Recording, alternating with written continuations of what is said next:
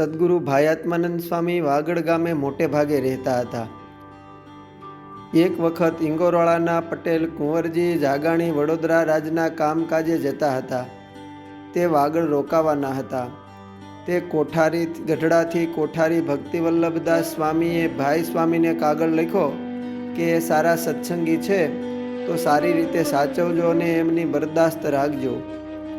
હરિભક્તોએ કુંવરજીભાઈ જાગાણીને મંદિરમાં ઉતારો કરાવ્યો ને હેતે જમાડ્યા. કુંવરજી પટેલને હોકો પીવાનું બંધાણ હતું. તે પોતે સ્વામી હારે સભામાં બેઠા ને હારે સેવક તરીકે વાળંદ રાખેલો. એને બાવળની છાલ કે લાકડા લેવા મોકલો.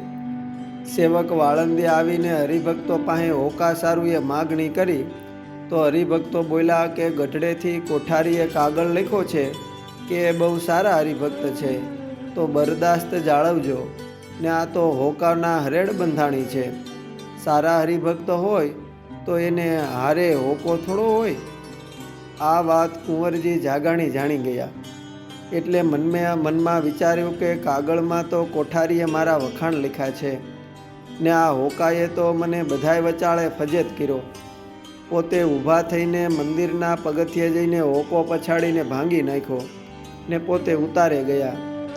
રાત્રે મંદિરે એમના ઉતારે કુંવરજી પટેલ સૂતા હતા ને વાળંદ પટેલના પગ દાબતો હતો. અધરાત વીતે ભાઈ સ્વામી લઘુશંકા કરવા ઉઠ્યા. તે સમયે એમણે આ જોયું એટલે બીજે દિવસ કુંવરજી પટેલને પાસે બોલાવીને કહ્યું કે આ પગચંપી શું વળી? ત્યારે કુંવરજી પટેલ કહે કે મને વાળંદ પગચંપી કરે તો જ નિદ્રા આવે છે. ત્યારે ભાઈ સ્વામી બોલ્યા કે કાલ સવારે દિવસ ફર્યો ને કોઈ પગચંપી કરવાનો નહીં રહે ત્યારે કેમ કરીને નિદ્રા આવશે? એનો કોઈ દી વિચાર કર્યો છે? કુંવરજી જાગાણી સ્વામીના વાક્યનો મર્મ જાણી ગયા ને એ જ સમયે વાણંદને રોકડ ખર્ચી આપીને ઘરે વળાવ્યો ને પોતે નિર્વ્યસની થયા ને હોકો છૂટી ગયો. પોતાને પગચંપી વગેરેના ફેલ હતા એ પણ જીવનભર છૂટી ગયા. સ્વામીના આશીર્વાદે પોતે ખૂબ સ્વયં સુખિયા થયા. અસ્તુ. જય સ્વામિનારાયણ. સદગુરુ અક્ષરાનંદ સ્વામીની વાતોમાંથી.